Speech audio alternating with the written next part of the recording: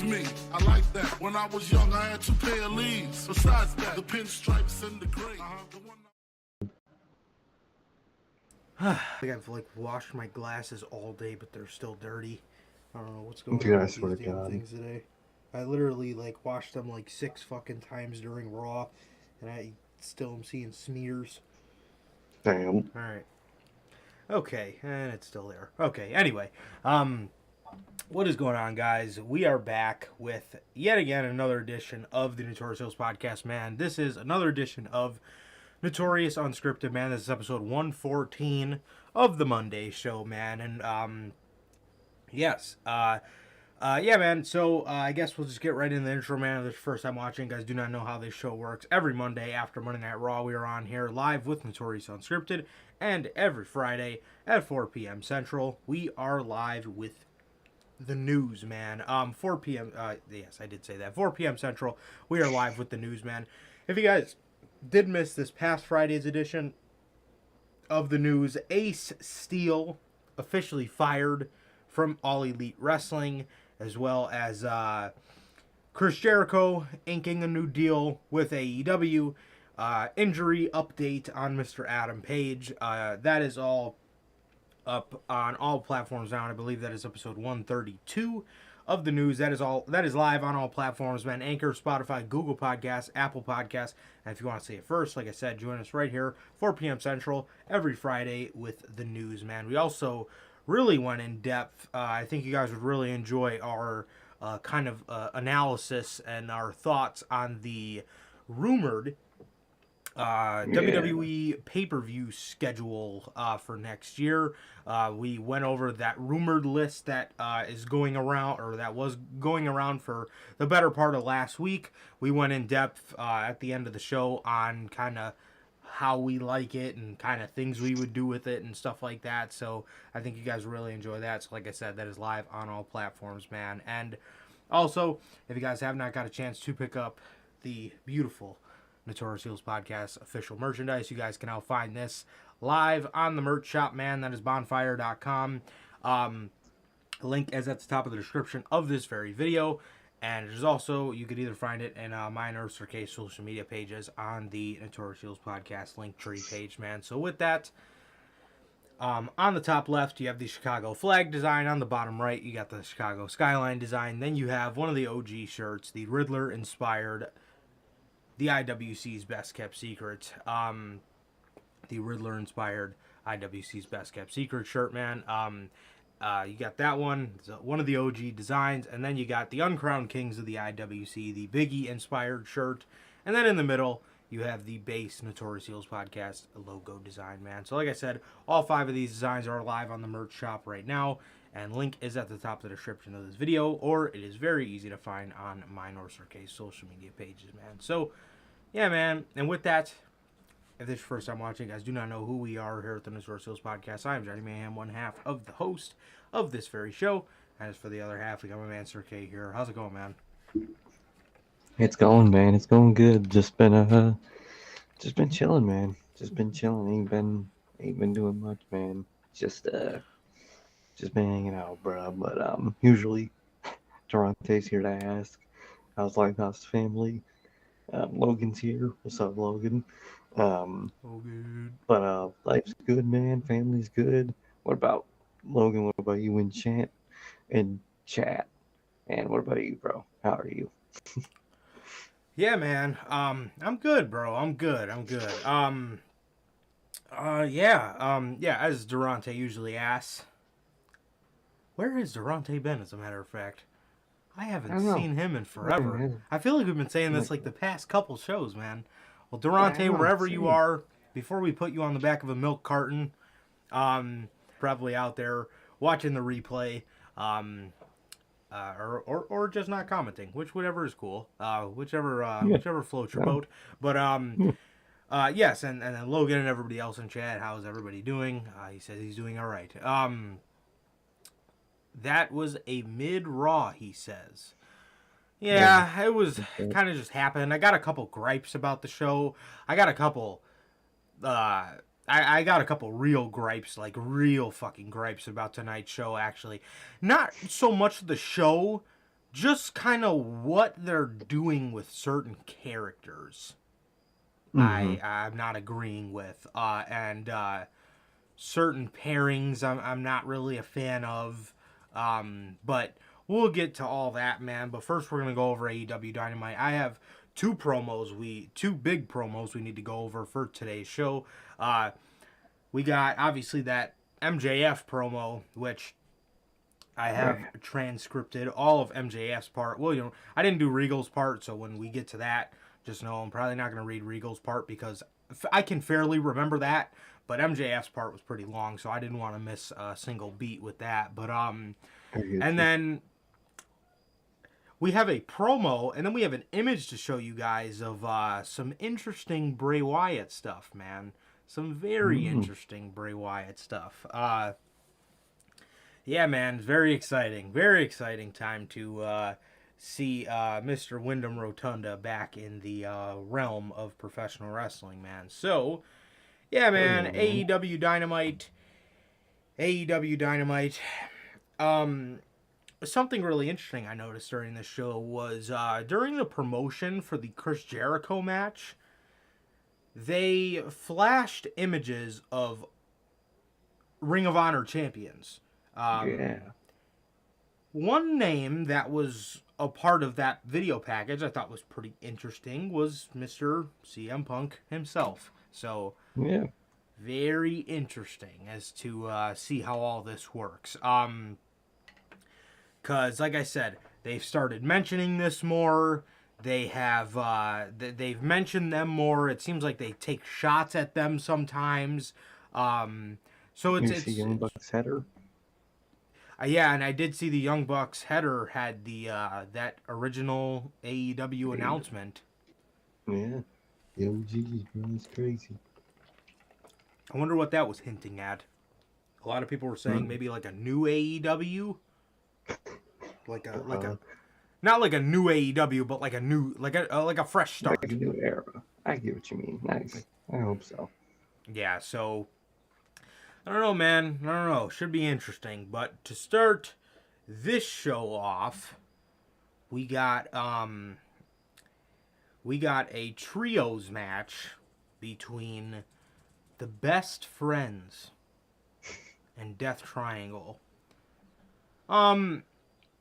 First things first, Orange Cassidy comes out with the All Atlantic Championship in a backpack. Bruh. I don't like that at all. Apparently, I don't know. he doesn't like carrying it. Just put the belt on your shoulders. Exactly. Or if you don't like carrying it, just put it around your waist. And you just walk with it. Doesn't make sense, bro. No, that makes no sense whatsoever. So he comes out wearing it in a fucking backpack. And then we got that Death Triangle entrance that could be so cool, but the positions are wrong. And then the part where Alex Oberhantes comes running out behind Rey Fenix just kind of looks ridiculous, too. I don't know why Penta's in the middle of that. I really don't. Same. I really never understood that, but Penta's few people's favorite, so.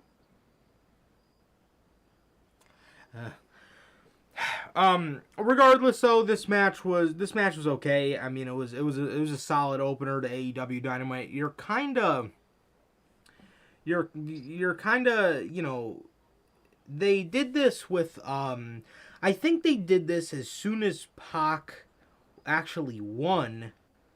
As soon as Pac won the trios titles, as soon as he had both belts, I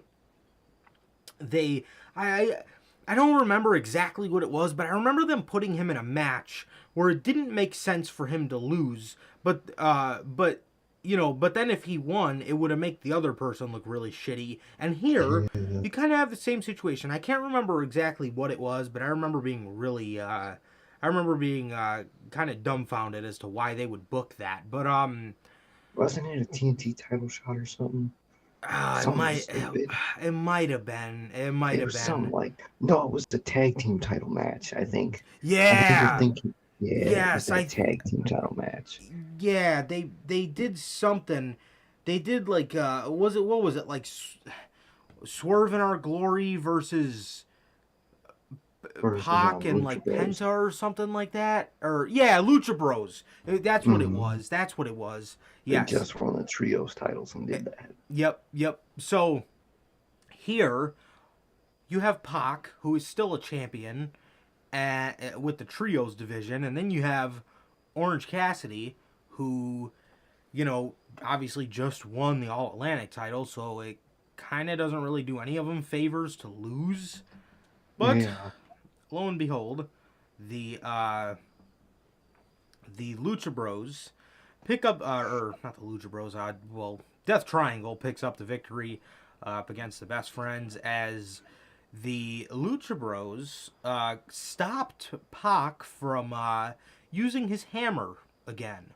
So and then at the end of the match, they were kind of trying to, hug Pac and celebrate the victory, and he was kind of shrugging them off, man. So yeah, I hope this leads to a breakup, bro. Please break that fucking trio up.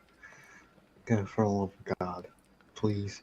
Yes, the Lucha Brothers should have always been with Andrade from day one, and then he could have got Roosh, and he could have probably got a couple more people, and it would have been great. But fire. It would have been a great Latino World Order type faction they could have had in La Facción. So that match, like I said, was a solid opener, but it doesn't really do Orange Cassidy any favors there by having him lose. He just won the title, and then Pac obviously shouldn't have lost either because he just lost the championship last week, and he still is a champion. So I don't know. I don't know. When I asked for fucking trios in AEW, I wanted the good ones. I didn't want the Best Friends. I didn't want Death Triangle. Not that the people in Death Triangle are bad, but they just don't fit together. No, it's just not a good group. No, a trio of Andrade and the Lucha Bros would be fire, but, Pac and the Lucha Bros, I mean, who really cares to see it? When I asked for fucking trios, I wanted the House of Black. I wanted the Blackpool Combat Club. I wanted the Elite. I wanted legit factions. I didn't want these fucking stupid acts that aren't over and they make no sense. Literally, they make no I sense. don't want that shit. Yeah, I don't know, man. I wanted the Jericho Appreciation Society, the good members of it. Something. CMFTR, somebody with FTR, I don't know. Good trios, not good, not, yes. Good not acts. Friends. Seriously. And I feel like they're one of the teams that we've seen the most during this. Know. They've been featured a lot in the trios division, the fucking Best Friends. Bro, get the hell out of here. This group sucks. Fire them. Seriously, bro. Yeah, they don't do anything for anybody. So next, we have this, women's titles match between Hikaru Shida and Toni Storm. Now, with reports of Toni Storm not really being too fond of the interim title, it kind of sucks, man. It kind of sucks. And then you hear other reports that Thunder Rosa probably won't be back until the end of the year, sorry, not the end of the year, next year. So. Yep. So it's like, bro, should have just stripped the title, man. You really should have. Exactly. I mean, it really does not hurt to strip the championship. In fact, it calls for better storytelling usually than whenever you have somebody come back as the interim championship, especially when as the interim champ, especially with how often you do it. Exactly. I mean, it begins to be really horrible. It begins to be really horrible, man. But this fucking iPad sucks. It just keeps crashing, bro. It literally just keeps crashing. Okay, I'm trying to go over this stuff, man. So yeah, man. So this match happens. Toni Storm keeps the championship. Yeah, I mean that. her reign up until this point, kind of, I don't know. Not it. It's, yeah, I mean, it seems like there's just so much other stuff that they're focusing on. Going on. Yeah, Exactly, and, Britt. mhm. She is still hogging TV time from the world champion. Come on. So, she wins the match. And immediately, Pog Hater and Rebel jump in the ring, and they start jumping Tony Storm, stomping on her, and none other than Britt Baker comes out. Britt comes down to the ring, and before she can make it to the ring, Saraya comes out, and Britt's standing at the end of the ramp, jumping like she's Brock Lesnar, doing this like a fucking weirdo. And Saraya come down and start jumping her, and you know, not jumping her, but like, you know, hitting her. And probably Sir K's favorite part. Okay. We got a return. None other than Riho makes her return to AEW, as Sir K probably had tweet of the night for me this past Tuesday. You want to go ahead and tell the world the first thing that came to your mind when Riho made her illustrious return?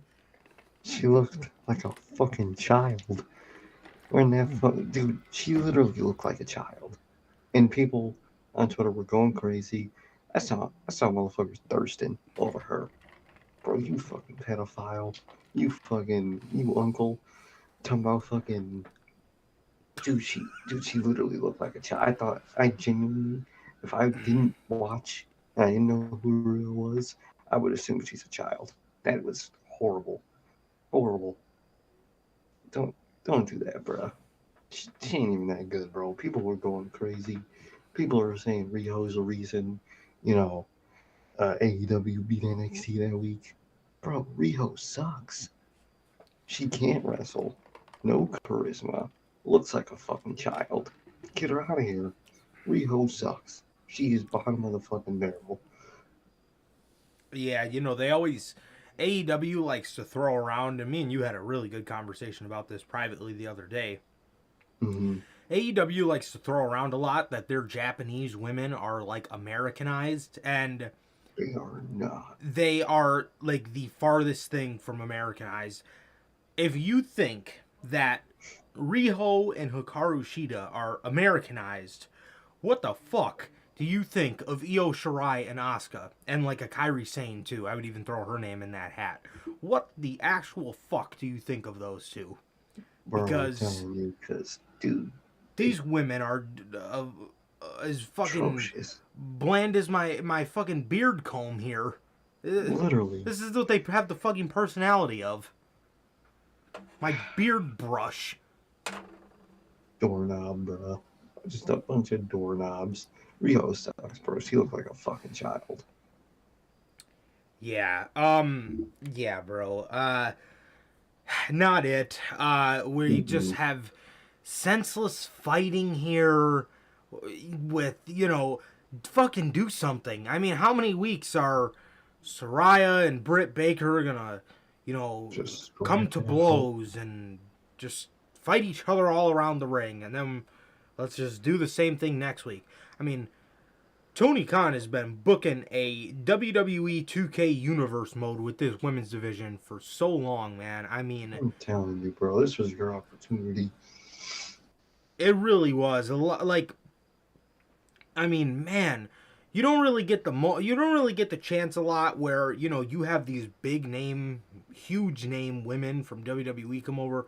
Saraya was, you know, one of the only names that was, you know, huge there, to come over. And in those instances, or even, it's crazy because the women's division had hope when a lesser name in WWE, like a Ruby Soho, came over, and you still, and every single time these people come over, you know, and people have hope, and people say, this is the shot, this is your chance, you continue to book with the creativity of a universe mode. And I mean, you did universe mode in 2K18, so hear it from the both of us. You have little to no creativity. As creative as you try to make it, you have little to no creativity, and it is, I mean, it sucks. It sucks, and it bro. still It's sucks. Bad. Like, bro, let's Raya go for the world champion. Even if she doesn't win, let her make the title look good. Make that be her goal, and not Britt Baker. Exactly. Doesn't make sense. Exactly, bro. So, I don't know, man. Enough is enough. Enough is enough. It's a lost cause at this point, bro. I mean, you got a couple more weeks of doing absolutely nothing, to the point where you are really gonna make a lot of your fans believe that there is not a single person that could come in that's gonna change this women's division. No, and you're on the right track. Yeah. Because, good lord. If that's what you're going for, you are definitely on the right track, because you have continued to do nothing other than senseless fighting. It is literally an episode of universe mode. Literally. I mean, good lord. After this, we have Renee Paquette asking FTR as to why. This is a great question. As to why they haven't got their tag team title shots, and they've been number one contenders since April. I don't know. Lord. This is why this ranking system is kind of doesn't really work. Especially when they themselves are not disciplined at all to it. At all. That's the first time I've heard them talk about it. Yeah, and we've said this from day one, man. We've said this from day one. Mm-hmm. Should FTR be the champions due to their ranking? Absolutely. Is that the way the storyline makes sense to go? No. It made sense for the Acclaimed to climb that ladder because it was their time. And FTR could be next. They could be next after next. I mean, we don't know, man. We don't know. But this is exactly why rankings made no sense, and everybody wanted to say wins and losses can matter without rankings, people. Look at NXT. Mm-hmm. Simple as that. You do not need a ranking system to hold your hand and tell you, who lost better. what. Exactly, bro. You go. You do not. Chris Jericho always said this. You do not, always says this on his podcast. You do not lead the story. The story leads you. Yep. Exactly. So exactly. It's simple as that, man. But yeah. So FTR said a bunch of nothing before they just congratulated the Acclaimed, and they told them that one day they're gonna take the belts from them. But Swerve and Keith Lee walk up. Swerve and Our Glory walk up to these two here, and they challenge them next week to a number one contender match for the AEW World Tag Team Championships. And Swerve initially didn't want to give it to him, but Keith Lee actually was the one who challenged them to the match. And Swerve got upset with Keith Lee and snatched his apple out of his hand and started eating his apple. So, yeah, man, I think it's coming. Yeah, I love the dynamic with these two. With these two. It's really great. Very great. I love it, bro. I really do. Definitely. So after this, we have Darby Allin talking to Jay Lethal. Yeah. As these two, and I really thought Jay Lethal was on the right path to getting away from these two. Mm-hmm. But nope. I stood corrected. because Darby hit Sanjay, and then Jay Lethal just attacked him, trapped him under a door, and then put him in a figure four. Jay Lethal is so great. I don't know how you get this guy stuck in WWE mid card purgatory in AEW. In AEW, they named it, bro. They really did. Yeah, they That did, group man. sucks. I feel so bad for that man. Me too. That has got to be one of the most mid card acts I think I've ever seen in my entire life. Ever. Literally. All right, man. So here we go. Tony Schiavone is standing in the ring with none other than Mr. William Regal. Before Regal could even get a word in, MJF comes out, and oh man, proceeded to absolutely have another one of his great promos. Mm-hmm. So, good Lord, we got a lot to read with you guys. So, like I said, I'm going to read you guys MJF's part pretty much word for word because I didn't want to miss anything. And William Regal's part was fairly simple to remember. William Regal puts his brass knuckles on, and MJF starts with this. Settle down, Will. I just came to talk. Now here's what's going to happen. I'm going to tell you a story, and I don't care how long it is. You're going to listen, because whether you realize it or not, you owe me that. Cincinnati, bear with me. When I was 19 years old, training in the business for 1 year at the Creative Pro Wrestling Academy, one fateful day I get pulled over to the side by my trainers, Pat Buck and Brian Myers, and yeah, they're good guys. And they say, kid, congrats, your hard work's paid off. We got you WWE extra work. And that might not sound like a lot at the time. That might not sound like a lot, but at the time, it was the only show in town, and it was an opportunity, and an opportunity is all I needed. So I packed my best gear, I put on my best suit, and I drove down to the Barclays Center, didn't I? And then me and the extras were greeted, or we're all put together, and then we were greeted and spoken to by none other than Sir William Regal. He proceeded to tell us, you are all going to go to the ring, and we're going to have tryout matches before the show's proceedings tonight. And then you had us up against a random opponent. We were put in a single file line, and my match was set to go on second.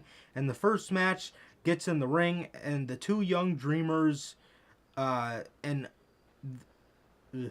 first match gets in the ring, and the two young dreamers and the onlookers were as follows: Arn Anderson, Dean Malenko, Adam Pearce, and William Regal.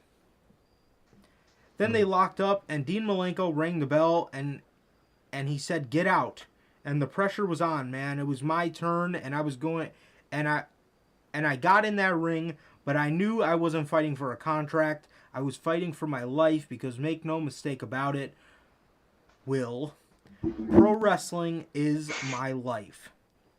After the match was over and I was soaking wet, I was victorious, and every single one of you looked at me like I had 8 heads, and then you pulled me away from the group and you said, "Follow me," and you brought me into a separate room where it was just the two of us, and you said, "Kid, you got 3 minutes to sell yourself to me, go." And oh boy, did I. And by the time I was done, your jaw was on the floor, wasn't it? And then you picked it up, and I'll never forget what you said to me. You said, "Kid, I'm going to get you a job today. I'm going to get you a job here today." And then what happened, huh? And then what happened? Then I realized in that moment, I did it. I was no longer going to be looked at by all the naysayers as a 5'0" ADD riddled Jew boy. No, I was going to be a superstar. I had done it. My dream was about to be accomplished, and then, with the crooked grin on your face, you said, "How old are you, kid?" I said, 19 years old, sir. And you looked at me and said, "Kid, I'm sorry, but you're much too young. Crowd booed huge at this. They, at some point, they started chanting, "You fucked up," to Regal. He says, Max continues to say, "My heart stopped, my dreams evaporated, and that fell swoop. And that fell swoop. My heart stops, and you resuscitated me with your version of hope, and you said to me, 'Kid, I don't like to put my name on many people, but when I do, they get jobs here. The list is small. The list is as follows: Claudio Castagnoli, Brian Danielson, and Cincinnati's own John Moxley." Doesn't that group sound awfully familiar? That's crazy.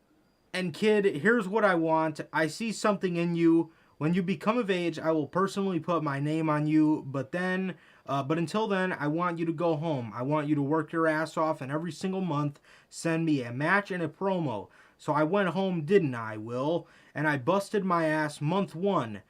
You respond to me, "Maxwell, thank you so much. I look forward to reviewing your progress." Month 2, "Maxwell, thank you so much. I look forward to reviewing your progress." Then month 3 came along, didn't it, Will? Month 3 came along, and you told me to send you a match and a promo every month. Month 3 comes along, and you send me a promo I've saved to my phone to this day. You send me a promo, smirk all you want, you son of a bitch.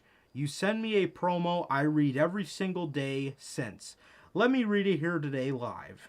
So he pulls his phone out, and he says, "Here's the email you sent me. Max, I'm a very busy man. I got talent from all over the world to watch, and I've just had to sit for a minute watching you," and you put this in quotations, "show me your acting skill." Would this make me say, "Oh, I know, let's hire Max, make a name for yourself in the wrestling world, and then you'll get noticed. That means become a high-level performer. When you do, trust me, I'll know." I don't. Unfortunately for you, the game has changed to WWE exclusively hiring the best talent in the world, to the top class athletes, and when you're one of them, maybe send me your stuff. Sincerely, William Regal. That was the email that Regal sent to MJF, as my camera is not focused whatsoever. Okay. Let's make a little detour really quick, and there we go. Okay. So yes, that was the email that that Regal sent MJF, and MJF legitimately pulled out his phone and read the email. So he says, "That's the email that you sent a 19-year-old kid, a child with a dream, and you squandered it. Look at me, look at me. No, this is real life, goddammit. When I read the email, I wanted to quit professional wrestling. I wanted to quit my life. Look at me in the eyes when I say this. That email made me want to kill myself." Right. Jesus Christ. As he got a huge reaction. After that, he took a pause, looked at the crowd, and the crowd, gave him that love back. And then, to end it all off, he says, "And then I realized that if I did, you and all the naysayers would win, and I couldn't have that. No, could I, Will? No. Here we are. Now here we are.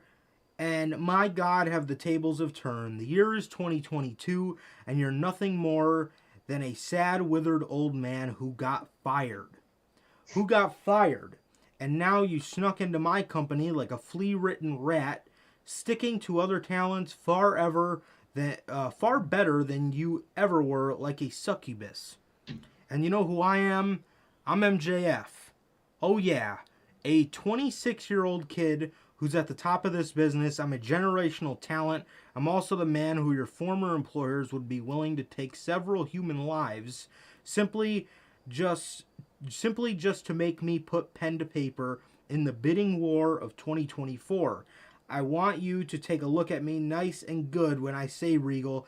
I read that email every single day, not to put a chip on my shoulder. No, I read that email whenever I need a good, hearty laugh. Because that's what you've become to me. Nothing more than a joke.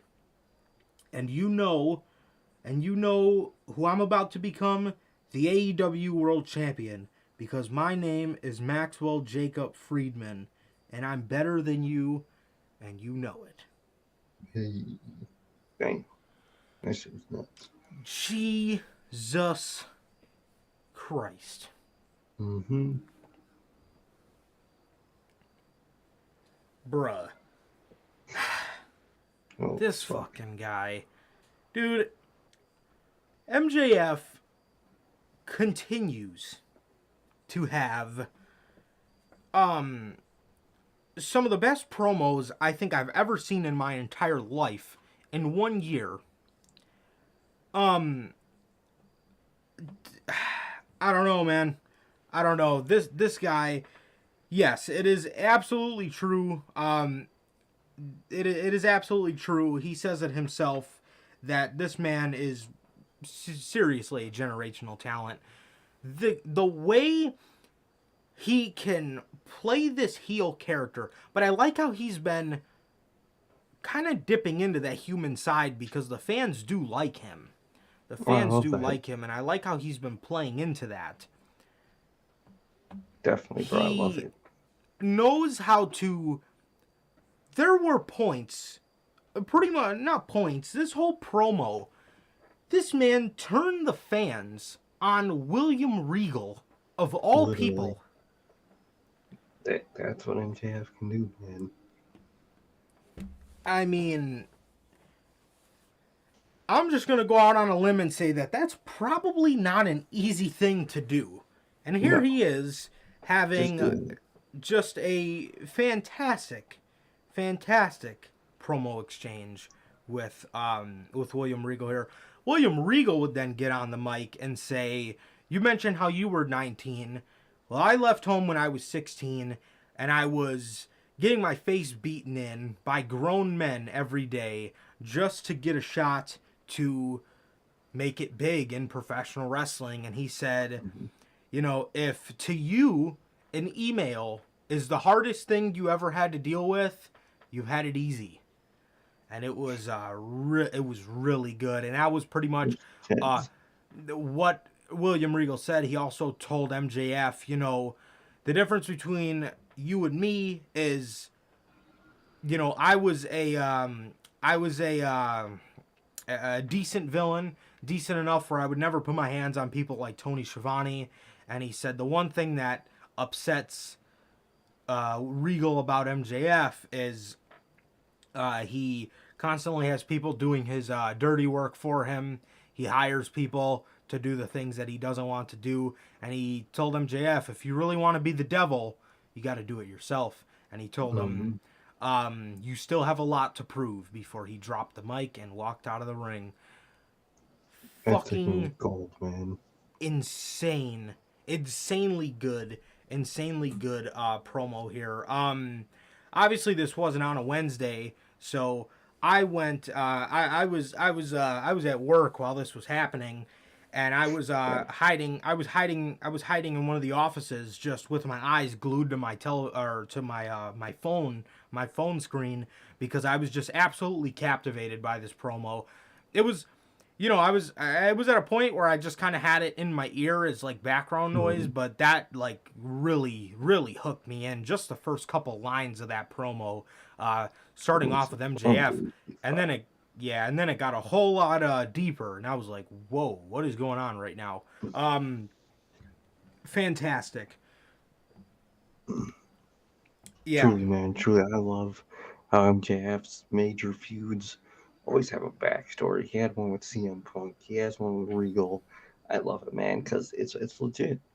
This person, it affected him like this. This is how he reacts. I love it, man. I love it.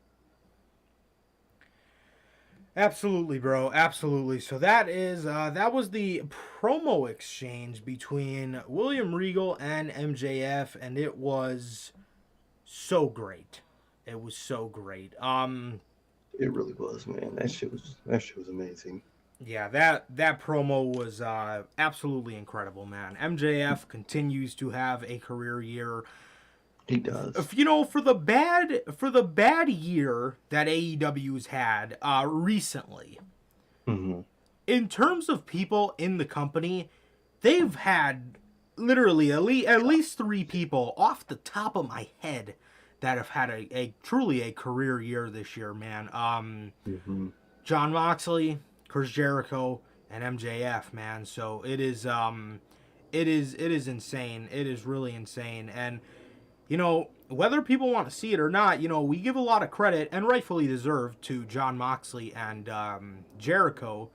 MJF has really done a great job at kind of, you know, salvaging, you know, all this stuff that's been happening, and kind of taking everybody's mind off of all the drama, just because he's had Yeah, great work, man. exactly, bro. Exactly. Like Um, anytime MJF does some crazy shit, no one talks about the backstage drama. mm-mm. They just talk about MJF and the promo and his story. So for somebody who likes to say that he's not an AEW guy, he's an MJF He's guy. He has he's an really he has really shown this year that he is one of the AEW guys, and it is hmm beautiful to see. It is beautiful to see. Yeah, man. After this, we got a backstage promo with the Acclaimed as they were wearing Daddy Ass was there, and he was wearing his Scissor Me Daddy Ass shirt with the Scissor Me part duct taped over. Oh, So Dad. I don't know if maybe they got in trouble for that or what, but I don't Well, know, I mean, man. you hmm know, they can't say scissor me. You know that little storyline. Oh yeah, you're right. You're right. That's That's why. probably their free excuse not to say it because they probably are getting in trouble for it. I think the storyline is their free excuse to not say it for a little bit, Definitely. which sucks. Definitely. Yeah, because it's massively over, and It's they should so know fucking that. over. Um, and it's fantastic. It really is. That whole act. So, man, yeah. So the Acclaimed, I can't remember really what they talked about. I think they kind of just put both teams on notice. Kind of one of those promos, Hmm. FTR and Swerve in Our Glory. So yeah, man, it sucks, and I could totally see that being a reason. I could totally see that being a reason as to why um, they haven't really been saying it, is because I know it was trouble for them. It took them a minute to get that shirt to even be made, the Scissor Me Yeah. Daddy Ass shirt. So, but they won their match on Friday, so I'm assuming that they're, you know, able to use it again. But uh, regardless, man, it's great stuff. The whole act, De- whole act, Definitely, man. man. Definitely. So after this, we get a sit down with I'm sure two people. We get a sit down with two people that I'm sure made a lot of people smile and reminisce. We get a sit down with Renee Paquette and Brian Danielson, the old Crazy. Talking Smack crew. Love Man, to see it. so Wheeler Yuta's sitting there with Brian, and Renee is asking Brian about Daniel Garcia, and Brian pretty much just said stuff along the lines of he went with the wrong choice, you know, but he still thinks Hmm. Daniel Garcia is like the next version of him, pretty much, as it is incredibly noticeable to see Wheeler Oh, yeah. Yuta just sitting there, just shaking his head like, "Are you fucking serious right now?" And it is so true, and I love that they're I love capitalizing it. on this, I didn't because think they would. I didn't think they would either. I thought this was kind of just going to be a thing where Tony Khan assumes that, you know, people like Daniel Garcia more than Wheeler Yuta, so now we're going to kind of push Wheeler Yuta to the side. type thing. Mm-hmm. That's kind of what I thought we were doing there for a minute, and I wasn't really a fan of it, man. I wasn't really a fan of it because why would you do all that to get Wheeler Yuta here just to almost replace him with Daniel Garcia? I mean, it kind of sucks. It kind of sucks. For a minute there, I wouldn't have minded if he left the JAS because Sammy Guevara, came into the group. But overall, I think it was the right decision to keep him in the JAS. But Wheeler Yuta says to Bryan Danielson, because Renee noticed it. She says, I can't help but, look at you while he's answering these questions. And he told Bryan, maybe if you would have listened to me and Claudio, we seen this coming a mile away. But you didn't want to listen to us. And then he pointed at his chest, because he was wearing a Blackpool Combat Club hoodie. He pointed at the logo and he said, I thought when I bled for this, it meant something to you. And then he said, I guess the saying, don't meet your heroes because they will disappoint you is true. And he walked off as Danielson just kind of stood there like, damn. But I love that they're playing into this because it is something that fans that can be very fickle all the time, like the extreme ones. All wrestling fans do it, but wrestling fans that are like extremely fickle wouldn't notice it. That they were pretty much writing Wheeler Yuta off because they wanted Daniel Garcia in the group. But fans that have a fucking brain could see the whole time like damn, like what about Wheeler type thing, you know what I mean? So it was so blatantly obvious, man. I love how they brought it up and they're making it a storyline, man. I really like that. I did not see that coming. I thought it was just gonna happen on TV, but they're doing something with it, which you love to see, man. Definitely, bro, definitely. So yeah, so that was that, and then the next match, speaking of this group, we got the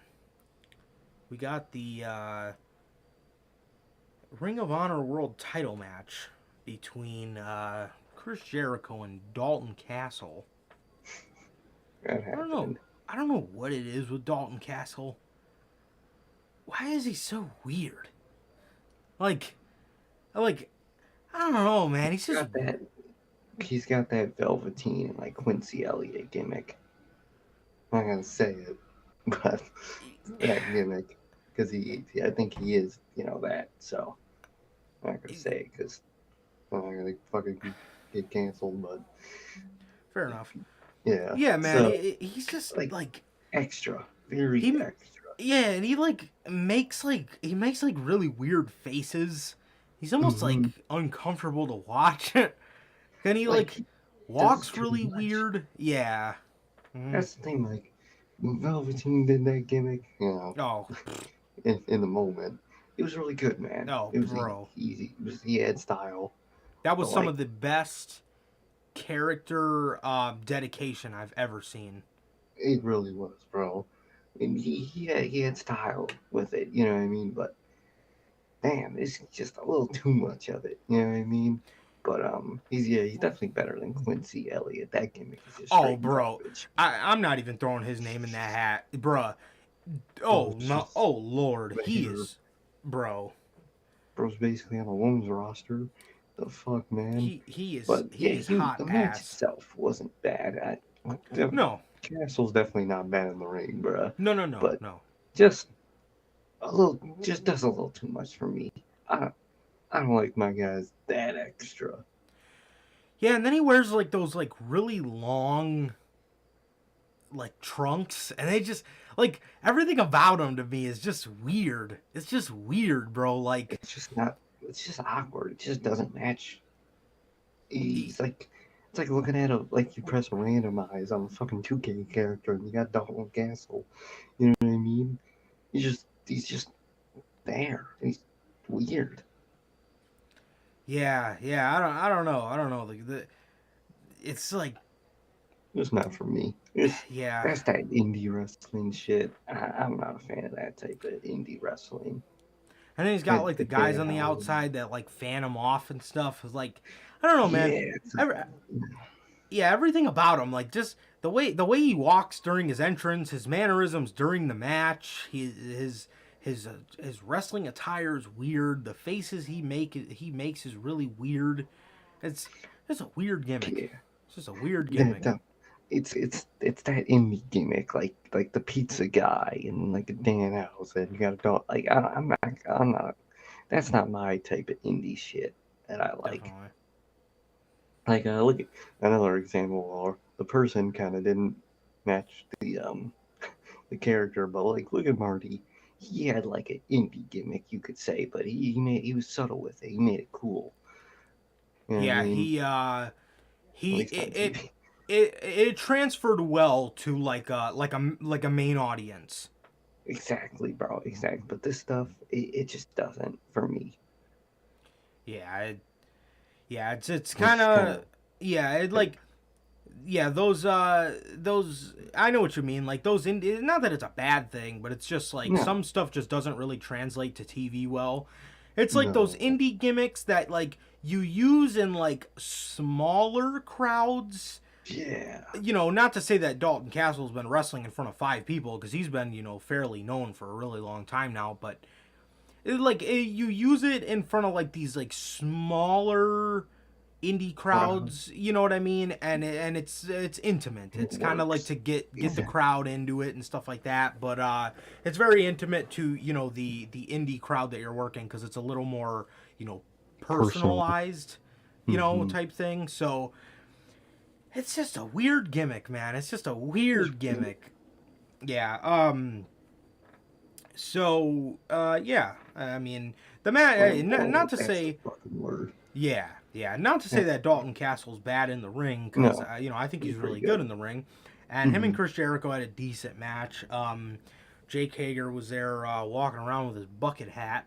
I don't know where or who made him put that on, but oh lord, he looks like a fool. Remember, they were gonna. That's the hat they were gonna give to Garcia, I think, Garcia. wasn't it? Yep.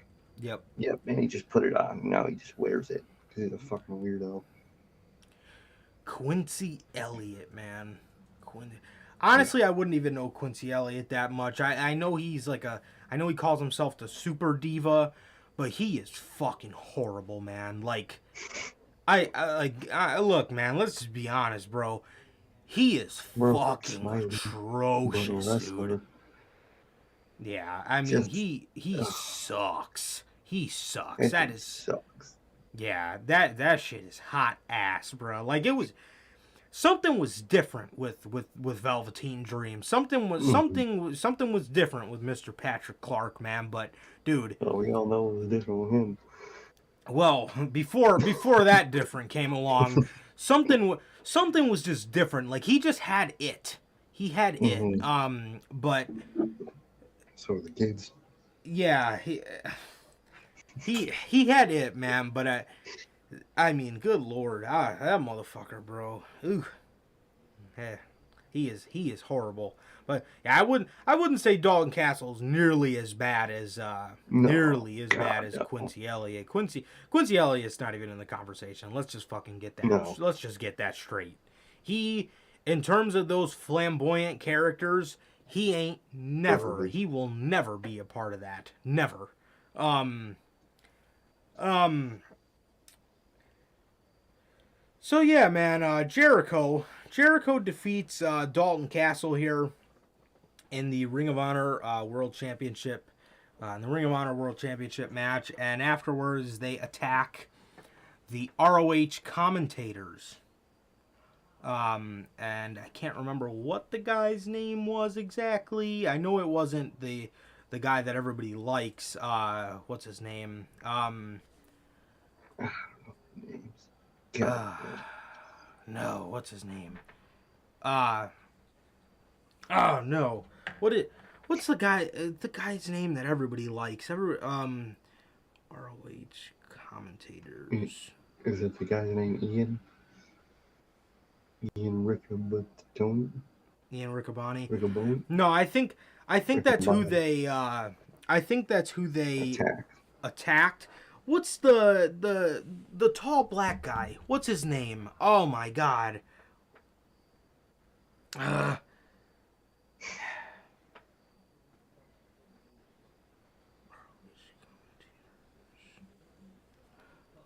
Jesus.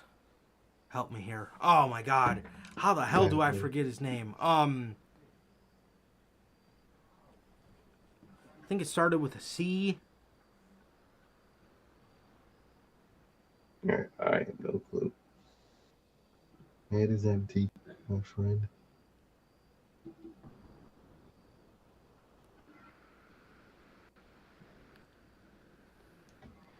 Jeez. Oh, come on. Broadcasting team. Caprice Coleman. That's his name. Caprice Coleman.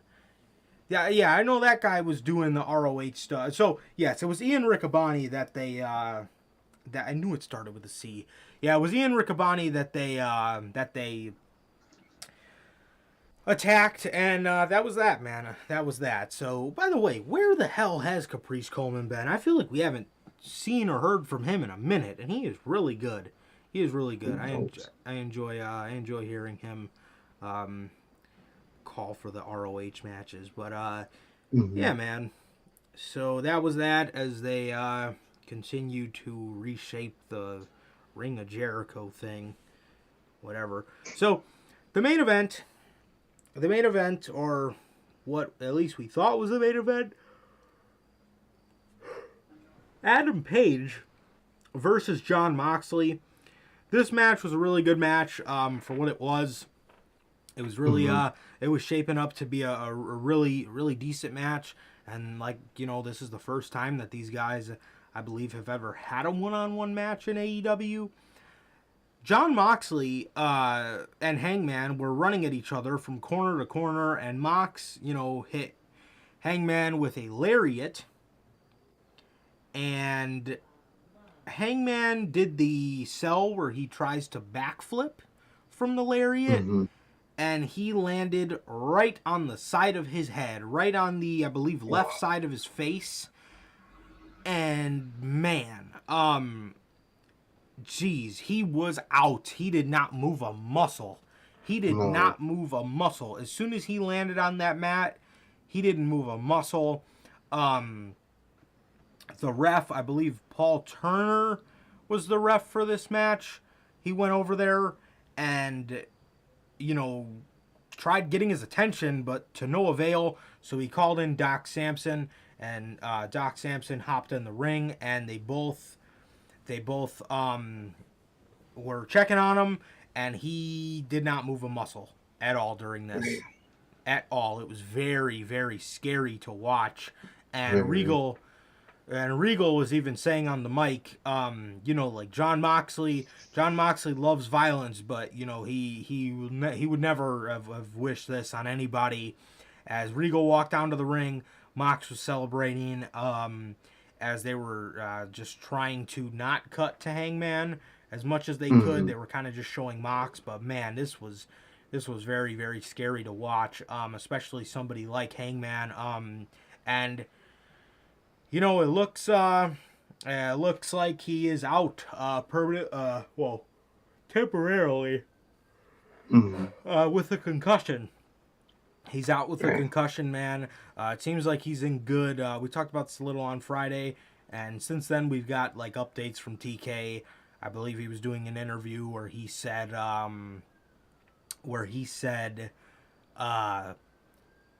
something about Hangman was, you know, smiling and he was fine, you know, 90 minutes after the injury took place. So he was he's all good, and it's nice to know, because man, that was very, very scary to watch, definitely, bro, especially coming from somebody that everybody absolutely adores. I mean, it's scary coming from anybody, but it makes it even worse Exactly.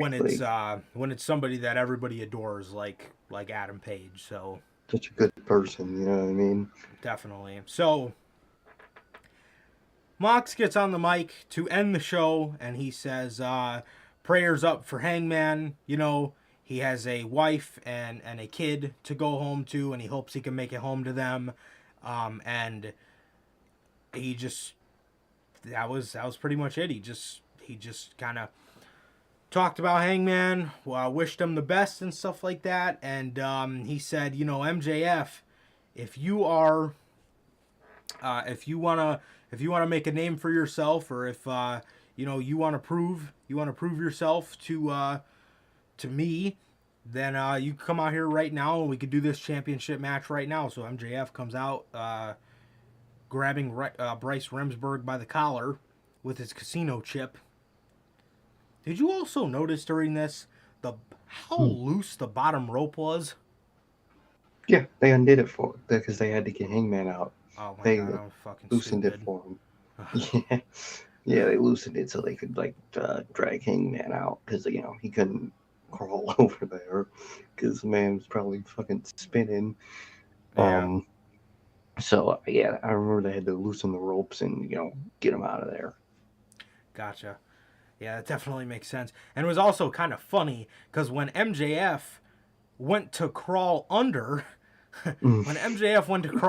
he like got stuck, and I was like, damn, why is this bottom rope so loose? But now that makes a whole bunch of sense. That never even crossed my mind. But so MJF runs up to the top of the ramp and he says, you know what? If that's what you guys think of me, if you guys think I'm going to take the cheap way out right after you just got done with a match, I'm going to prove it to you for the first time in my career that I'm going to earn it. And I want you at 110%. I want you at full gear for the AEW World Championship, man. As William Regal, he handed the chip to Regal specifically as he was walking out. So it is confirmed. The first match for Full Gear in about 3 weeks' time. MJF. Is that close? Yeah. MJF. It's like a month away. Seriously, bro. We're a little under a month, man. So probably like 3.5 weeks. Yeah, we got That's crazy. one, 2, 3 weeks. Literally. Fuck. 3 weeks away. 3 weeks Yeah, on man. vacation, baby. Hell yeah. Yeah, man. So, yeah, that's how Dynamite went off the air. And then for Rampage, nothing really happened. The Acclaim got their win back, or their not their win, their trademark back, the Scissor Me thing. So there was that, and then the other big thing that happened on Rampage was AEW has officially signed Willow Nightingale. Yeah. Nice. AEW, Too yeah, bad she'll never be used. Exactly, bro. So they have officially signed Willow, which is great for Willow. Or maybe it might not be that great for Willow because At this point, you never know. A fucking bird on that roster, nobody can succeed. exactly. So yeah, man, that was the week Dynamite, and Hell yeah. yeah. So now for WWE. SmackDown. Friday Night SmackDown. Did you watch any of Halloween Havoc? No, not a second of it. Fair enough. I've seen the Von Wagner clips of his botches. That's Yeah. literally the only thing I've seen from that. Yeah, I watched what everybody advised I should watch. Everybody advised I should watch the ladder match that was fucking fantastic, and the main event that was really good as well. I actually thought Vaughn did great in that match. I really did. I really Nice. did. There was a spot that was brutal, but it wasn't necessarily his fault. It was just the table didn't break. And oh man, That was horrible, man. yeah, that looked horrible. But now that everybody's okay, I can say it looked great. But it looked Yeah. horrible, bro. Like watching it looked like death. But now that everybody's okay, I could say the spot looked great. But yeah, I thought he did really good. I thought Nathan Frazier did really good. I'm glad they didn't just slap the title back on Carmelo Hayes. And actually, this Friday they're putting a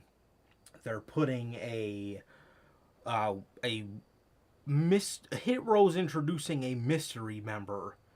Oh, And I think it's gonna Lord. be him. And I don't know how I feel about that. I kind of just like him and Waste Prick. Carmelo. Same, bro.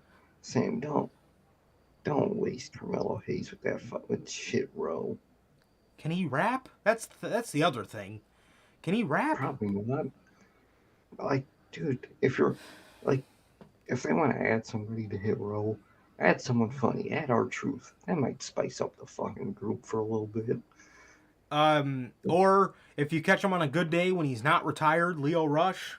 I know he just came back to GCW, but if they're partnering with like WWE, Yeah, kid fucking Leo, man. 'Cause the hell? I mean, Leo- Leo's retired on you in 5 months, but yeah, I was gonna say he's probably gonna retire again, but these motherfuckers have more retirements than the Undertaker by this point.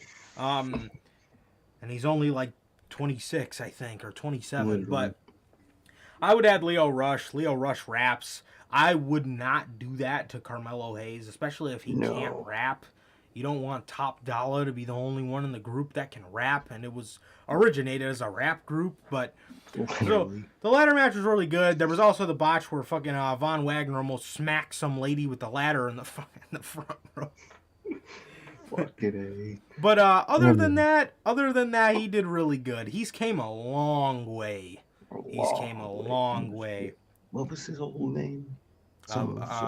Cal Bloom or something like Cal that. Bloom. Yeah, it was Cal Bloom. He was the next Edge. Duke Hudson was supposed to be like the next Randy Orton. Oh my god, he was. Yeah, he was Brendan Vink. Duke Hudson. The next Edge. Cal Bloom. Cal Von Wagner. Von Wagner.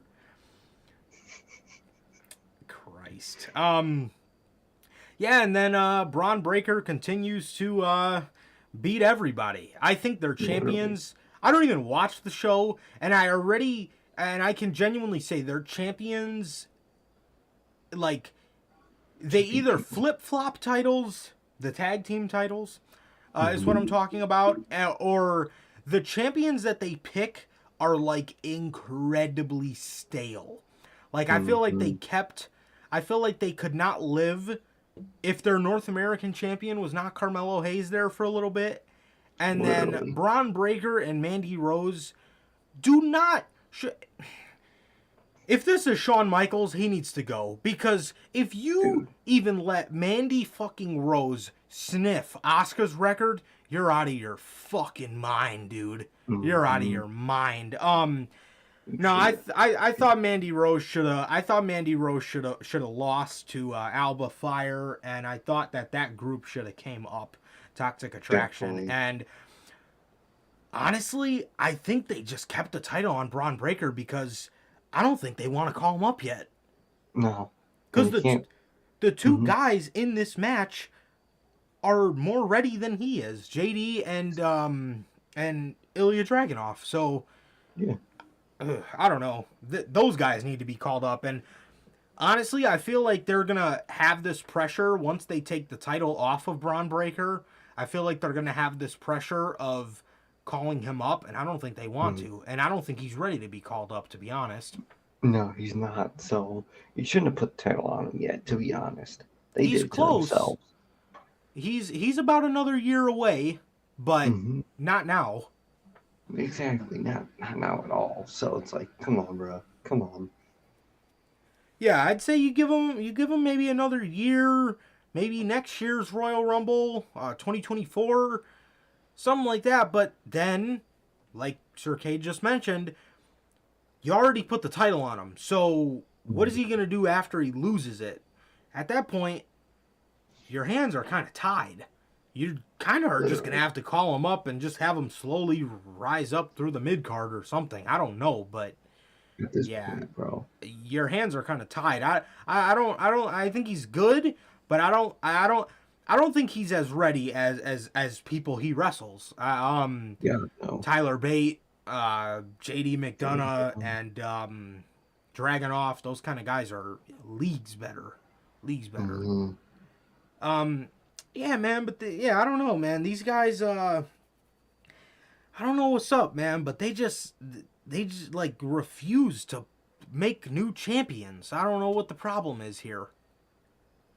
It's literally been the same champions forever. I'm glad Wesley, I still hate the name, by the way, won it because, man, Carmelo Hayes just had that thing forever. He was just like, oh, North American champion, Carmelo Hayes. It's like, damn. Same with all their fucking champs. It's just, oh, that's been their champion. Like, I can't think of a new era NXT Women's and Men's Championship champion besides Braun Breaker and Mandy Rose. Yeah.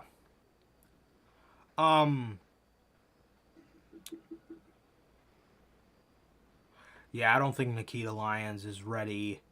I don't think Nikita Lyons is ready at all. They do. I would do Roxanne Perez. I wouldn't mind that. Or Alba Fire is perfect. She really would have been perfect, but whatever. Also, who the fuck was that wrestling Grayson Waller? Because whoever that was not Apollo Crews. Why are his lights going out and he's transforming around the arena? What is he, the fucking Undertaker? Why are we? Why do we have supernatural Apollo Crews? That just sounds bad, bro. Like, what the fuck is that, dude? Dude, get Shawn Michaels the fuck up out of there, bro. Dude, he ain't going for that. He ain't. He definitely behind this version of NXT 2. You seen that clip of him crying with Wesley? Yeah. But then again, you got to think all the that poor guy has been through a lot. He really has. He has been. I mean, that man got punished and he didn't even do nothing, bruh.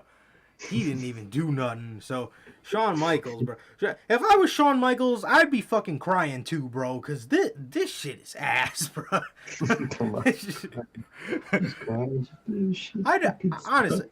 I'd be crying. Like, watching how Apollo Crews was on television. Supernatural Apollo Crews. On what planet does Grayson Waller and Apollo Crews get a casket match? I know it was a spin the wheel thing, but I'm cheating, bro. I'm putting that thing on something else. I'm giving it an extra spin. Ain't no fucking way. Don't make no damn sense. But yeah, bro. Yeah, honestly, bro, if I'm Wesley, you know, I'm crying because I've been through a lot. If I'm Shawn Michaels, I'm crying because this shit sucks, bro. I can't lie. I'm genuinely, the first chance I get, if I'm Michaels, I'm breaking the hell down because I'd be crying too, man. I really would. This is horrible. It really is, bro. It sucks. So Friday Night SmackDown, we got the confirmation of Omos versus Braun. Dude, and it got... I will say, I didn't think Omo was going to make Braun look that little. He makes him look like his ass look like a bitch. He does, bro. I want to see Omo kick his ass, bro. At least I can laugh at Omo. Oh, well, which one? And then fucking... Dude, that shit was amazing. And Braun's going crazy on Twitter because it got good YouTube like viewership. So he's calling himself like, oh, if you need good ratings, go to me. I hate it. This is exactly why I want to see my boy Omo. I want to see him destroy Braun. Oh yeah. Genuinely, if I were to choose one, at least I could laugh at Omo. I just can't Yeah, stand Braun. at least Omo's funny. fucking Omo. He's a funny guy, but Braun's just you can't root for the guy because he's a fucking asshole. Nah, and whenever you see like human interviews of Omo, he seems like a cool guy. He seems He like a seems like a cool cool ass chill guy. guy. He seems He seems humble. chill as hell. He does, bro. Just have him destroy that fucking guy. Please. Braun is a damn fool, bruh. Destroy him. I can't stand him. I really can, bro. I really Yeah, cannot. he fucking sucks. I just want to see Omo whoop his ass, bruh. Same. Omo really about to get over the same way Strowman did, just beating up Strowman. Just beating up a guy no one likes. I said this when he came back. No train noises. I don't want to see him. No, exactly. You bring the train noises, or you don't bring him at all. Cause Literally. at least He before I could laugh at his big was dork funny. ass, but Literally. nowadays, now I just laugh at Omo. So it's all good. Yeah, exactly. Cause he's so bad. He is, bro. Oh, God, the big mun. Yeah. All right, man. So now to actually talk about what we're here to talk about, the King of SmackDown, 2 weeks back, Wyndham Rotunda, Bray Wyatt. So before we get into this, I wonder if anybody noticed this, because I did. So if you watch Liv Morgan's match, her pants or shorts, her gear she was wearing, her shorts on one side were red and the other side were blue. She was wearing the Harley Quinn shorts, right? If you notice in Wyndham's promo, he's in a backstage area and one side of his lighting is red and the other side is blue. I don't know if anybody noticed that. It's got to be It really Liv. could be. I think it is, bruh. I think it is. I hope it is at least. Wyndham cuts this promo, and I got the transcript here for you guys as well. Wyndham cuts this promo behind his theme music, his unreleased theme music. Can you please drop the song? I'm tired. I just want to listen. I'm tired of listening to these stupid versions with the fucking fans in it. I just want to listen to the song, alright? That's all I want. Regardless, hear me out, Code Orange. So I really like how they did this, because it almost kind of like played with your attention span, because sometimes you could hear the song a little louder than you could hear his words, so you have to go back and like listen to the promo like multiple times. So I really like it. It was kind of like a mind fuck almost. So he says, I apologize for last week. I wish I could play the song so I could sound like him right now, but he says, I apologize for last week. I didn't get to finish what I was saying, but that's okay. I will now. I used to say all the time that revenge is a confession of pain, and it is. Bruh. He didn't say that. I used to say all the time that revenge is a confession of pain, and it is. I still believe that. I feel like confessing some things to you guys today. I feel like that could help, so here it goes. I confess I have problems. I know I have problems. I've always had problems, and that's not hard for people to see. But there's a few of them, like anger. Sometimes they could take me to places I don't want to be. Last time it took me to that place I shouldn't have came back from. I really shouldn't have. But for whatever reason, I get chances most people wouldn't get. But I confess that this time, I was happy, I was content with it being over. I was okay with it being over. I wanted you to stop saying my name. I wanted you to leave me the hell alone. But I confess that I'm really glad you didn't. I needed you. I needed all of you. You pulled the spears out of my ribs. You pulled me up, and you told me what I was supposed to do. You told me what I was supposed to do without even having to tell me. And I'm thankful Mhm. for that because now I can see. I know who you are. I know what you want. I know what you're trying to do. But it won't work. I confess that along this journey, I will do horrible things. And I will do horrible things, but I will never feel sorry for them. I'm just a servant now. I go where the circle takes me. Heat, man. Heat. Not to mention,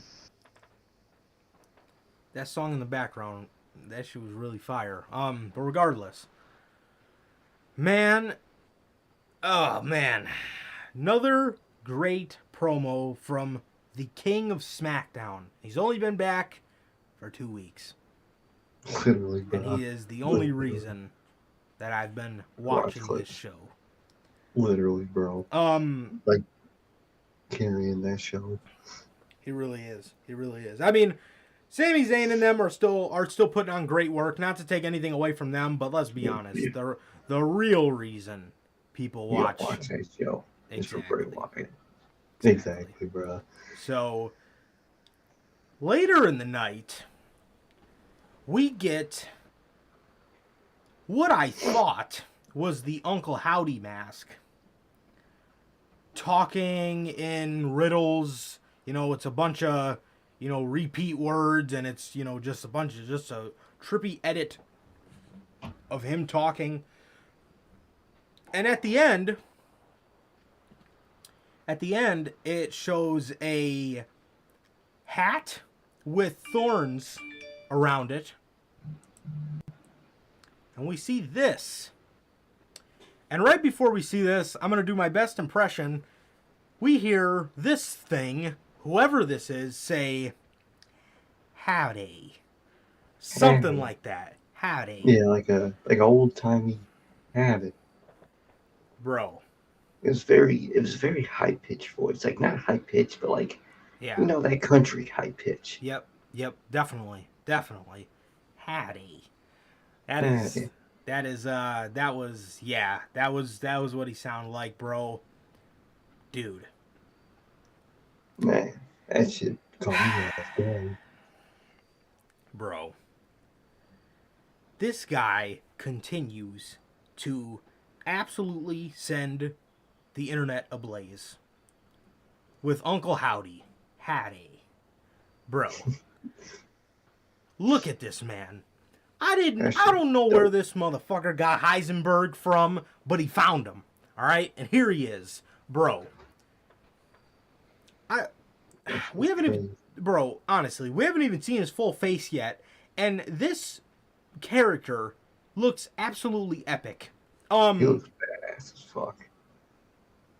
I don't know who this is. I've seen a lot of people saying like Vincent from The Righteous, but I don't know who it is. I also heard a lot of people saying that this could be a mask, because there was some kind of stiff. Yeah, there was some hint that was dropped about somebody wearing a human mask or something like that. Oh yes. Now the more I'm looking at this image, it looks like stone or like a mask. It's very, very strong in its features. Definitely, like the little indent in the cheek there, the lips. You could definitely see like the hair. The hair doesn't if you look really. at the neck, it doesn't look like it connects to a neck. It looks like it hangs over like a mask. Definitely, bro. So, whoever this is, whatever this is great, bro. Mm-hmm. This looks absolutely epic. I mean, I have no words. This guy is something else. This guy is really something else. I'm telling you, man. Yeah, bro. Just what do I even say? This is so cool. This is so cool, and I really cannot wait to see how this how this all plays out, bro. Because whatever this is epic. This, I like, again, I don't know where the hell he found Heisenberg from, but he found him. All right, I'm and here he telling you. is, live in the flesh. Howdy, Uncle Howdy. Yeah, This is sick, bro. This is that sick. shit's sick as fuck. I love it. Yeah. I can't wait to see how this unfolds. I really can't, and I really love how slow they're taking this. But it's not slow. It's not slow to the point where it's like Come unveil it on. already. Like he's giving us new stuff, Exactly. every single week to question and to think about. As to where, for example, like Dexter Loomis shit. It was this just like, that yes, that is exactly what I was about to mention. This Miz and Dexter Loomis storyline is like we know what it is. They're just dragging it along for no reason. Like exactly. I don't know. I don't know, man. So this is great. This is the fucking Wyndham. What? Truly. I genuinely just cannot wait to see how this unfolds. I really can't. But regardless, Monday Night Raw. Good Lord. So the show opens up with Judgment Day doing their entrance, and they're just cutting a heel promo. Dominic said some stupid shit that he's this generation's Eddie Guerrero, and then he stopped himself and said that Eddie Guerrero was their version of was the last generation's version of Dominic Mysterio. So he's just healing up to the crowd, and the originals, the official, the only Community That Matters comes out. The only Community That Matters comes out, and they start talking to Fiend, as AJ would say. He comes out, and Finn just says to them, after I left it, is living off my legacy, and they could never live up to the legacy that I started. Obviously taking a shot at all of the Bullet Club leaders. Everybody. AJ, Omega, if you want to count Cody, Switchblade, Evil. No. Oh, yeah. I think they Kenny. tried to make him leader, but he didn't really get over that well. Exactly. So, Shocker. but yeah, pretty much all the good ones. We're not gonna count Yeah. Evil, but all of them have been great. So Carl Anderson says to Finn, "I'm gonna show all you people that Carl Anderson is the toughest guy in the room, and I want to face you, Finn." So he faces Finn Balor. During the end of the match, Rhea Ripley body slams Luke Gallows. She picks his big ass up and body slams him. Dominic distracts the ref. He jumps in the ring, and Rhea jumps in the ring, low blows Anderson. Finn pins Anderson, and they win the match. Later in the night, Anderson is in the training room, icing his balls. And, he got hit. It is what it is. This is what gets bad. Luke Gallows comes in there. The man's back. Durante, bro. We're just talking Is about he here? Show, man. Durante! What up, bro? How's it going, bro? Whatever stupid Bullet Club is currently in Impact. There's Bullet Club in Impact? Oh, yeah. There was, didn't they add Chris Bay? And then they added, G.O.D. Got kicked out or something like that. How do you not want to go to AEW, but you'll participate in Impact? You'll do Impact. What the fuck is that? Just do AEW. Impact. Literally. So Gallows jumps on the table next to Anderson, and he grabs the ice pack, puts it on his fucking balls, and he's sitting there going, ooh, ooh, ooh, Ooh, bro, don't fucking start this shit, dude. Dude, I don't want Please, them in this company because they wouldn't let them do this shit. for the love Ugh. of God, do not start this shit with these two, bro. Do not Please. let them do anything on their own, especially Gallows. Never let him write anything for himself. Be controlling. These two suck individually. They suck. They absolutely suck at being themselves. They need to be portraying characters. They are insufferable people. Make them characters. Dude, Oh, I hate that shit. Oh, it's gonna get worse too. Good lord. I'm sure. So, Gallows is, and like I said, the beginning, I was like, okay, Anderson's icing his balls. He got hit. And then Gallows comes in and he's just being so, because Anderson was just sitting there. He was just sitting there. He was acting hurt, obviously. But then here comes Gallows. He's rocking back and forth and he's going, come on, bro. Don't start this shit with these two. I'm not fucking doing this with these two again. And it makes AJ look worse. That's who suffers. Literally. Just like how Omega's act suffered whenever those two stupid hicks were around. Dude, I'm telling you, those two fucking dumbasses. And here we are. Again. Don't do this to AJ. Don't. Please don't. So, The Miz Good lord. sees Johnny Gargano in the back. The Miz sees Gargano in the back, and he says to Johnny, he says to Johnny, hey, Johnny says to Miz, did you tell everybody the truth? And he's saying, I don't know what you're talking about. And Johnny's going, Mike, did you tell them the truth?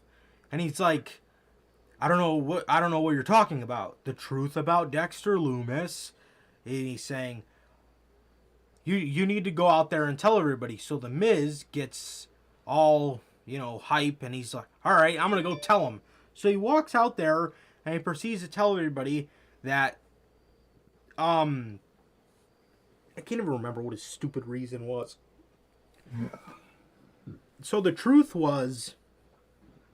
from the Miz was, that was his reasoning.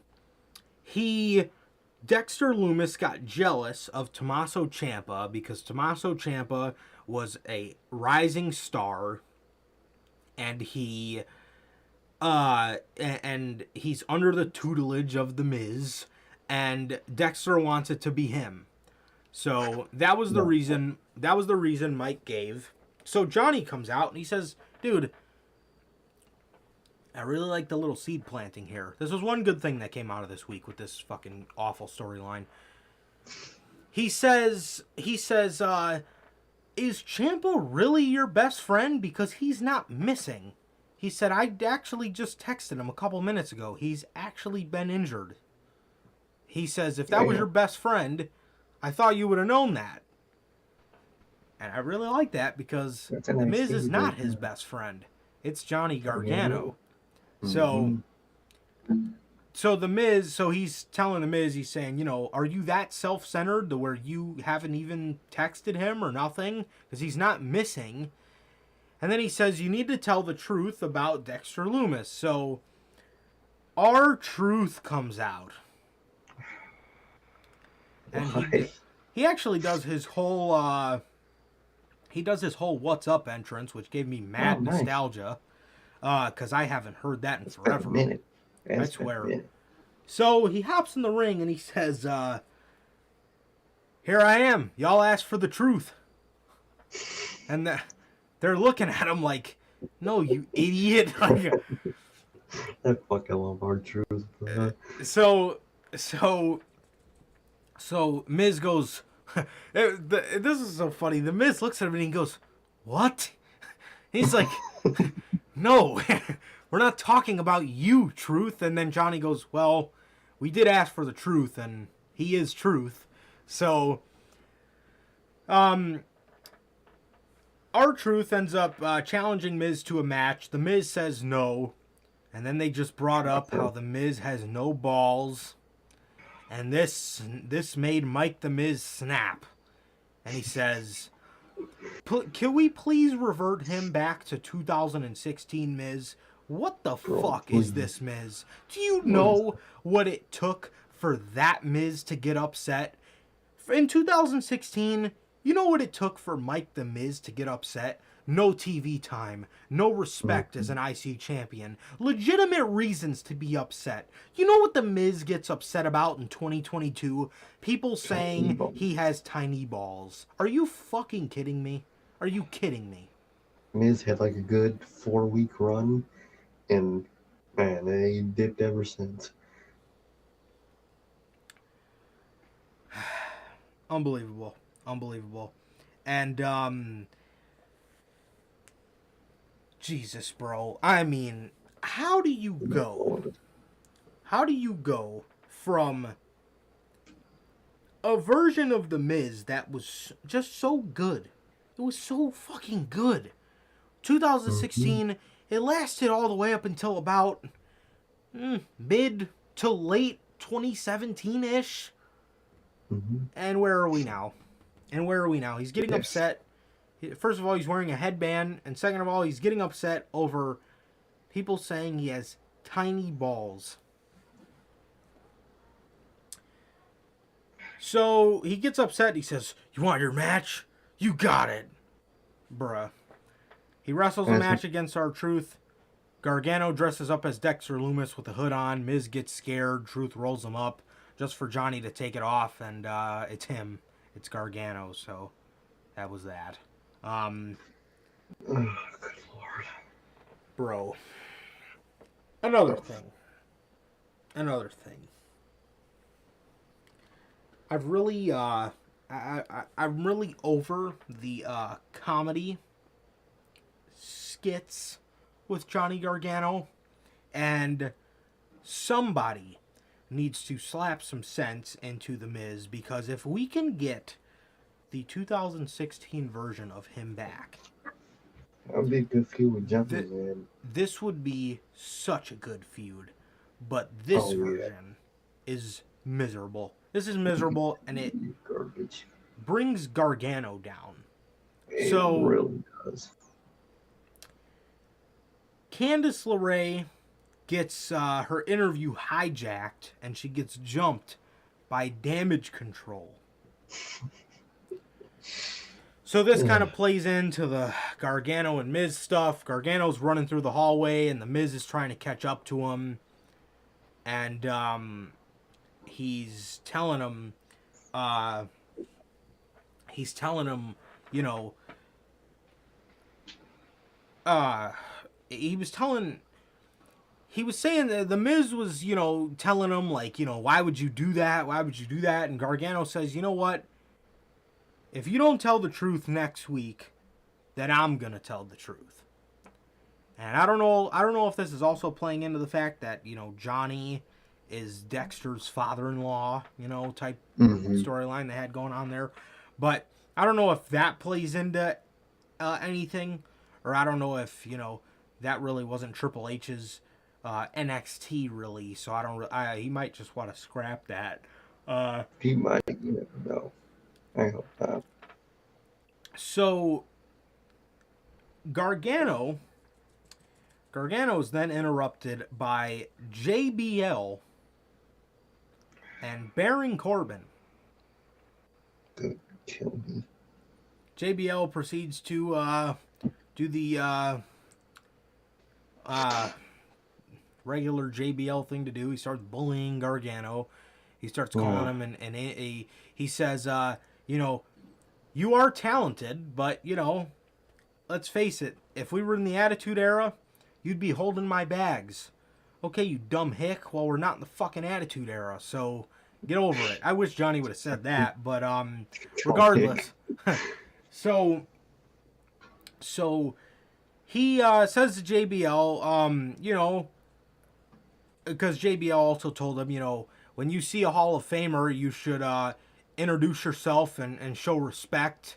And Gargano was basically like, oh, yeah, you know, I'm Johnny Gargano, and he stuck his hand out and stuff. So, and then he says, and then he looks at Baron Corbin and he says, oh, hey, you, oh man, what is your name again? I feel like your name always changes. Are you King? Are you Constable? Are you Happy? He says, oh, no, that's your name now. Boring? Oh, I mean, Baron. Is it Baron? And JBL holds him back, challenges him to a match. So yeah, that was that. That match would then happen later in the night. Lord. But yeah, so that was pretty much their skits for now. There's a little more later in the night, but that happened a little bit later. So Austin Theory defeats Mustafa Ali to end his losing streak of God knows how long. Good Lord. Yeah, man. And Seth jumps in the ring and throws Mustafa Ali out of the ring. He celebrates for a little bit, and then when he goes to walk out, him and Mustafa catches up to him, and he starts brawling with him on the ramp. So I love how Seth is working with guys like Mustafa Ali and stuff like I that. like Man, that I a lot. really enjoy it. Mm-hmm. They play a vignette of Damage Control. Saying that if you're friends with Bianca Belair, it's not as good as you think, because everybody that she aligns herself with, they take out, except for Bianca Belair, because apparently she's 2010 John Cena, and that's another thing I'm really getting tired of, but we'll get to that in a second. I don't know Damage Control. I think y'all ain't the ones winning the matches, so I think I actually might be go be friends with Bianca, so I'll actually win a match. Yeah. Omo beats 4 local competitors. Fucking alone.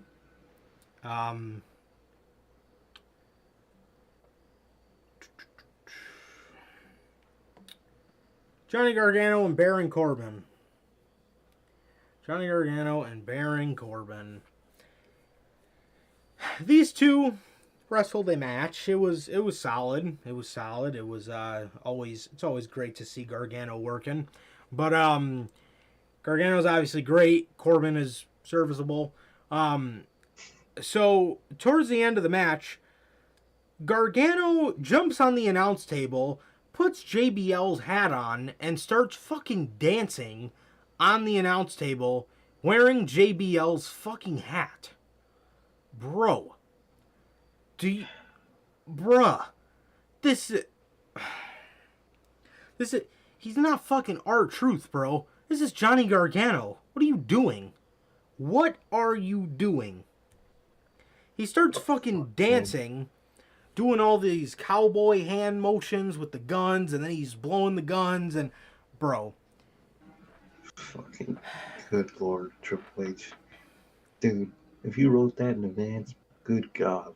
I hope that shit was improvised by whoever was running that shit, because, God, I hope that wasn't Triple H. I have a feeling it might have been. Ooh. I don't know, man. I don't know. Bro, just when I was watching this, man, I was just looking, like I just had no reaction, because I'm just sitting there thinking to myself, I'm like, I know he's not fucking dancing on the announce table right now. And he gets up on the apron to go and hit the final beat to Baron Corbin, and JBL sweeps him, sweeps his legs out from under him. He trips, falls on the apron, and then Baron Corbin hits him with the end of days, and he wins. That's another thing. This pairing of Baron Corbin and JBL is not it for me. I hate JBL, bro. He's insufferable. He really is. I mean, oh man, atrocious. And On then TV and in person. they put him on, and then they put him on commentary, and I gotta hear him yell "ball game" every time he thinks a fucking match is over. You know how whack that saying is? Ball game. The fuck? Fucking asshole. It's Hate that fucking guy. it's just not it, bro. It's just not it. That dude sucks. He really does. He really fucking does. Atrocious. Absolutely atrocious. And Johnny Gargano, dude. So he's going to the back. And he gets stopped by The Miz, and The Miz says to him, next week I'm going to do the right thing. And Johnny tells him again, if you don't, I will. And he gives him a get well soon card for Candice, because Candice got jumped. And Johnny opens it up, and he says, come on, man, I thought you were rich. You couldn't even put any money in here? Okay, you just fucking lost to Baron Corbin. Can we stop joking? I mean, bruh. So, I don't know, man. I don't know. That shit just was not it. No, it was not it whatsoever. So in the main event, we got fucking Bayley versus John Cena here. And, Take this to see who won the match. Bianca Belair,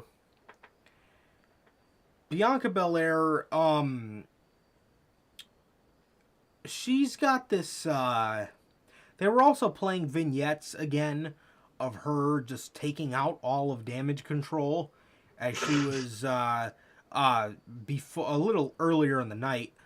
So, that was kind of annoying because I don't know. So Bianca Belair again was literally like a whole 2 seconds away from doing the same stuff to Damage Control all over again. She was literally on the verge of taking out Dakota Kai and Io Sky before somebody jumped from the top rope onto all of them. And we didn't know who it was. And as the ref had his back turned, this person took out Bianca Belair, hit them with the neck breaker suplex thing.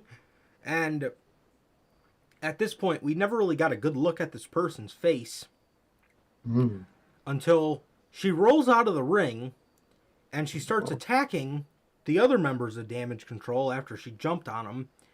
And Corey Graves says, "It's Nikki Cross." That's right, ladies and gentlemen. Be revealed. That's right. We no longer have Nikki ASH. Thank God, man. Nikki Cross is back. Wow. Thank fucking God, bro. Thank God they killed that superhero garbage. But now, it is time to bring back the other members. Hell yeah, bro. Hell yeah. Perfect timing, too, man. I'm telling you. Absolutely.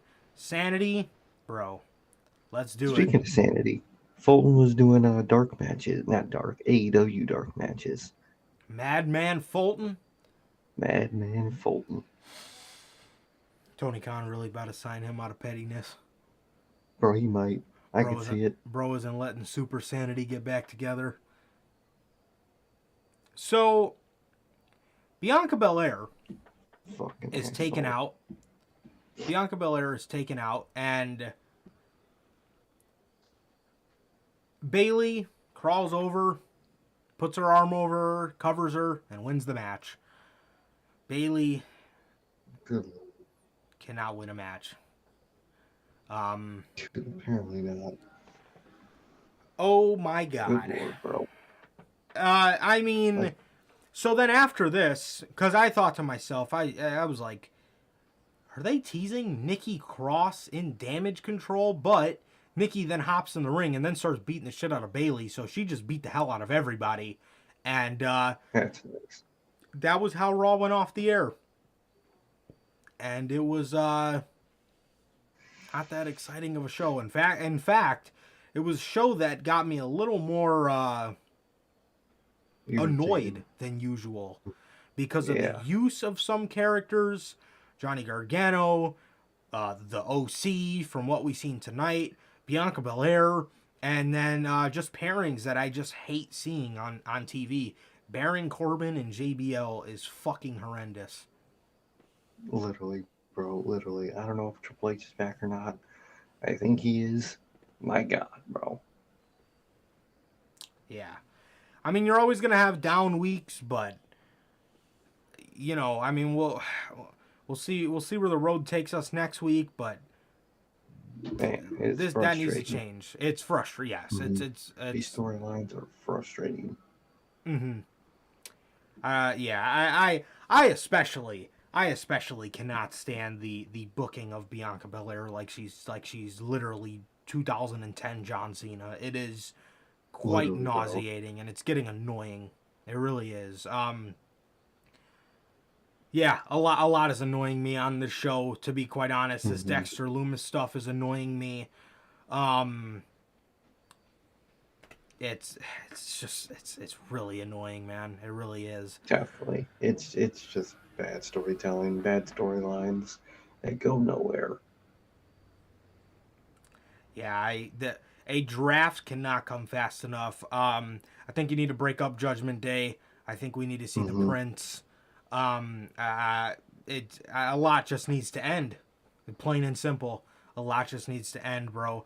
I think we need to see the Prince. I wouldn't even be opposed to AJ being broken up from Gallows and Anderson.